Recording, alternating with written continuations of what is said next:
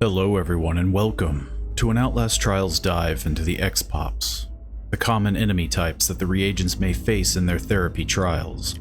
I'd love to hear everyone's thoughts and opinions on the subject, and of course, if I miss anything, feel free to comment down below.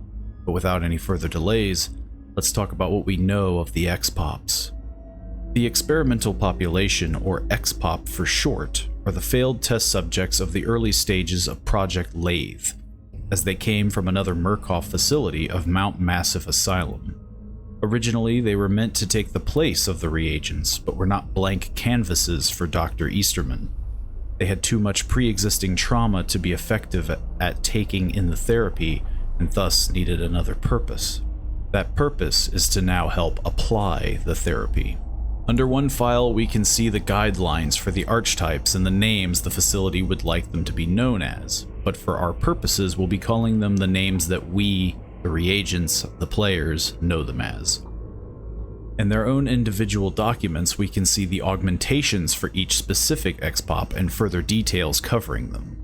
These expops are the general and heavy expop, also known to us as Grunts and Big Grunts, Pouncers, Screamers, Imposters, Beserkers, Night Hunters, Pushers, and then in a later update, Molotovs, or Pitchers, as a part of the Project Breach update. And now that we know where they came from and their names, let's delve into each one individually.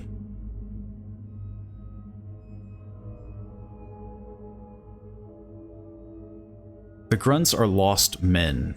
They're the disenfranchised, the lost, the worthless, as the Signala facility puts it. Most likely drug addicts, felons, political dissidents, artists, hobos, and as they add, leftists, which in the 1960s and earlier would have been supporters of values that many people thought peculiar. No augmentations are made to these expops aside from minimal care such as bandages and splints to keep them mobile. These expops are also of lesser to average intelligence, and the aggression they have are based largely in fear and Signala's generous chemical encouragement. Due to previous projects, they are extremely vulnerable to the charismatic sway of prime assets, as they have most likely undergone a lot of trauma through torture, and are most likely mentally deteriorated to an almost animalistic type behavior. These are the very basics of expops, and as such will be the most that the player collides with in their trials.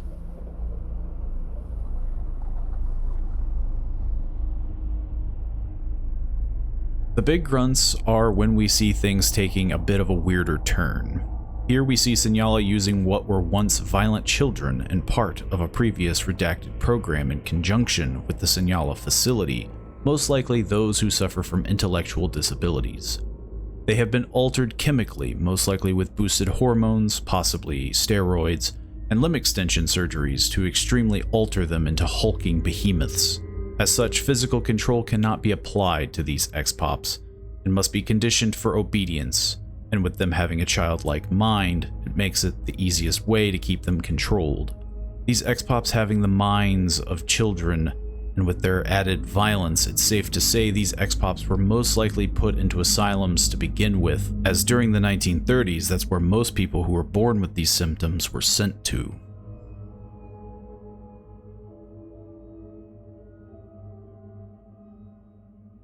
These patients, now turned expops, were selected from Mount Massive for their paranoid tendencies, as they are classified as sadomasochistic paranoiac, as in they seem to take pleasure in pain and are increasingly paranoid. With a higher resting amygdala activity, it causes them to have increased anxiety, stress, and gives them a greater risk for stress-related disorders like PTSD, with the amygdala being the part of the brain crucial for processing emotions, particularly fear and anxiety. The augmentations they have suffered are entirely their own, as they have attempted to create personal Faraday cages by pushing nails, wire, and scavenged bits of metal into their skin, along with hiding themselves in lockers, boxes, or under tables.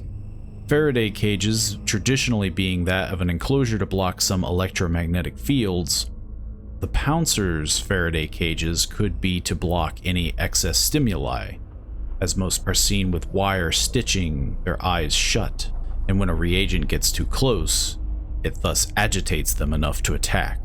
Due to them being so paranoid, and from suffering such trauma in Signala, the staff has coined the phrase the Signala paradox to describe the relief that the violently paranoid experience when all of their worst and most absurd fears are confirmed by experience, and due to this, have created even loftier, worsening future possibilities, and as thus, the staff has begun to listen to their paranoid ramblings for ideas for future trauma vectors.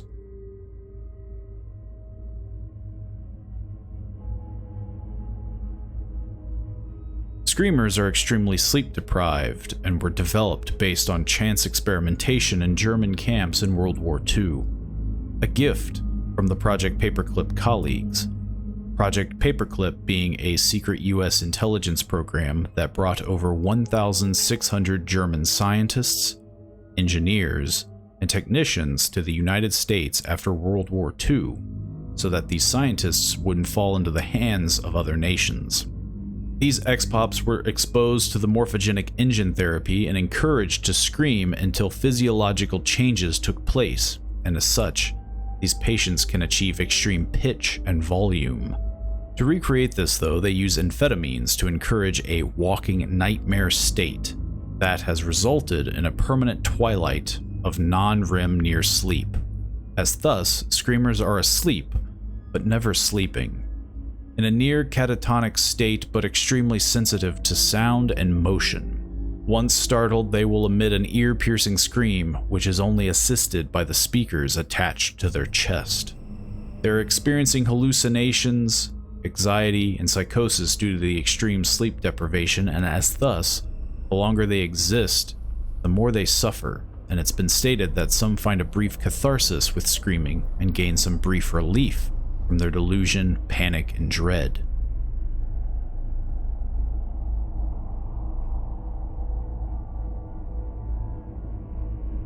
These expops are tricksters. They are grunts that have been given latex masks to imitate the reagents to teach that nothing and no one can be trusted. Interestingly enough, they are just given the masks.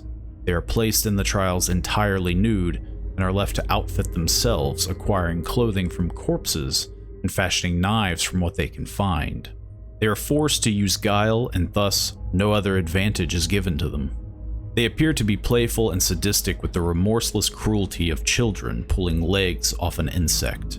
Once released, extreme caution is advised for the Signala staff, as they have rare cases that imposters have managed to steal clothing from the staff, as thus, in environments with active imposters, they are told to say hello to colleagues. If they return a hello without moving their lips, or appear to be giggling without smiling, it's advised to maintain a safe distance.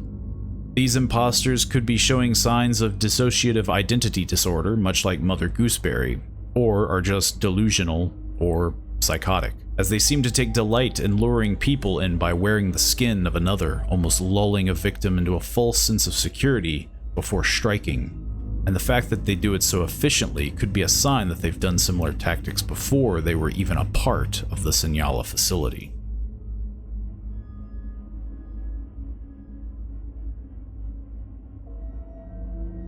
Patients filled with blind rage. Repurposed from a prison experiment in weaponized syphilis, the Signala facility has compensated their blindness and disorientation with physical strength and extreme aggression with similar augmentations to that of the big grunts. That includes steroids, hormone, and limb lengthening therapy. They were developed for close quarters combat, originally to be deployed in the communist arena of urban or jungle warfare. Due to the strain of syphilis they suffer from, it has resulted in blindness and dementia, and thus relocated to Signala, where steel pins have been surgically inserted into sensitive skin areas in order to increase tactile awareness, almost like that of whiskers on a cat.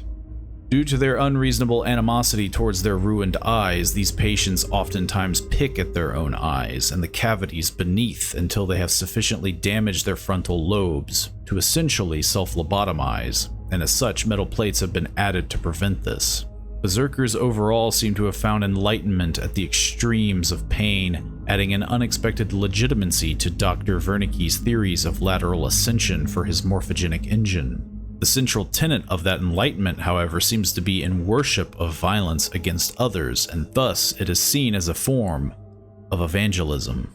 These Beserkers are effectively spreading lateral ascension with their acts to apply pain. It is also noted that the staff is encouraged to not converse with them or listen too closely to their self-hate, as those who have were then seen engaging in self-harm. The Beserkers' hate and need to dish out pain seems to be so strong that it can seemingly hurt those who aren't even being struck or even being directed at.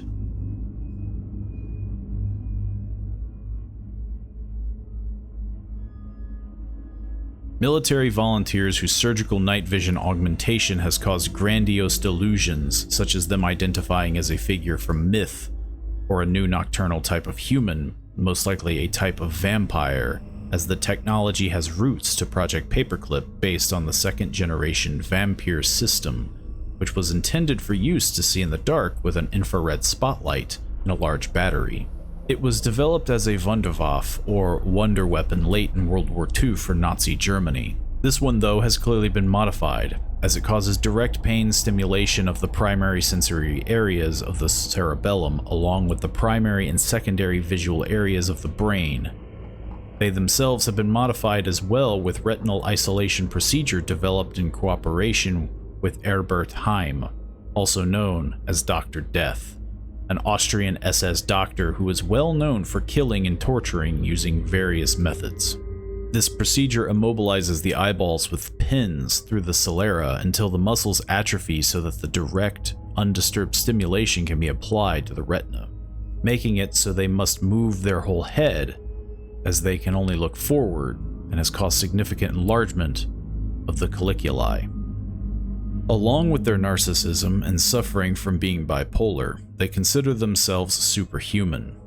As records show, a scientist was filling the patients' heads with fairy tales, further giving my theory that they most likely see themselves as a form of vampire, or perhaps part animal, that hunts in the dark, thus the name, Night Hunter. And due to their interaction with the scientists, also seem to have adopted his accent. Though the night vision is similar to the same that the reagents use, the Night Hunter still has a significant advantage, as it appears the Night Hunter has developed an immune response in the visual cortex, which is an unexpected interaction with the hardware. Overall, it seems their body is adapting to these changes that have been forced upon them.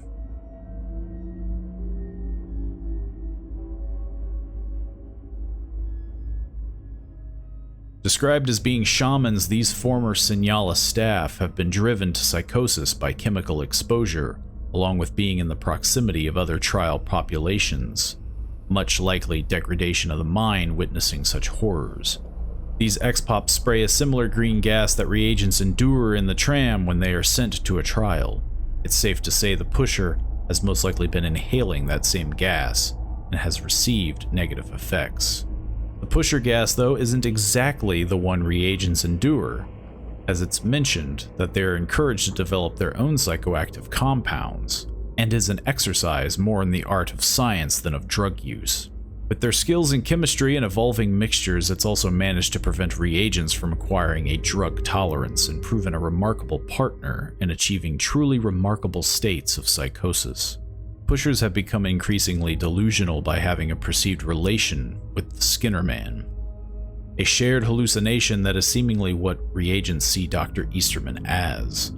One sleep room observer overheard a reagent calling it Dr. Skinner. The pusher, though, finds themselves like that of a child with an overly affectionate uncle or trusted priest. Pushers also exhibit paradoxical laughter or uncontrollable laughter, sometimes to such an extent that breathing is affected, most likely caused due to neurological damage from the gases that they inadvertently inhale. With the pusher being ex-Signala staff, the current staff use it as a reminder to maintain strict security protocols and mental hygiene, and that every accident is an opportunity for innovation.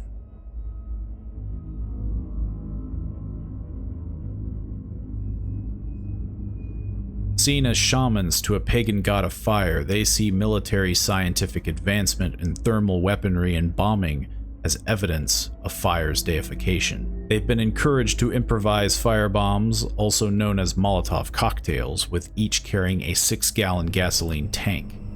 Their face encased in a mask that includes a high-pressure nozzle at the mouth for spitting flames and to discourage the further ingestion of fuel.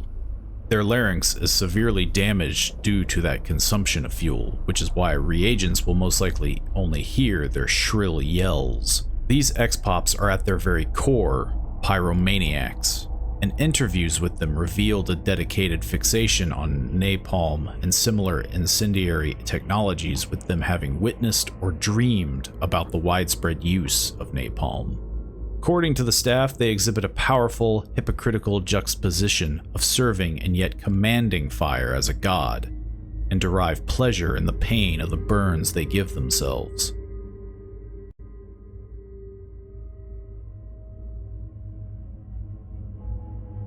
Having covered each expop's general description, along with their individual thoughts and quirks, let's delve into some overarching themes that they share. Each one having suffered from trauma, either from past programs or programs that are still ongoing, such as the morphogenic engine with the assistance of Nazi scientists and the mines of Murkoff. All of these individuals, though, have one thing in common, and that they are all people that the world would not seemingly miss, and are tools for Senyala and Dr. Easterman to further push us on the path to our treatment. Due to being seen as just a tool and the fact that these people have previous conditions, it's easy to see why they are susceptible to the charisma of the prime assets. Expops were not born undergoing the trauma in life that forged them to be violent or psychopathic. They're people with maladies or have undergone the trauma and thus made into a weapon for Senyala. Though the expops are an enemy in the game, these individuals are nothing more than victims, much like the reagents, just put into a different type of trial. That is all I have for now, but in the meantime, let me know your thoughts and theories, as I'd love to hear them. Let me know if I missed any details, and don't forget to subscribe to stay up to date on future videos, some videos being Let's Plays, some being these lore and theory videos that will be posted at least once a week. Don't be afraid to let me know some of the other subjects you'd be interested in seeing, and hopefully, see you all in the next video. See you then.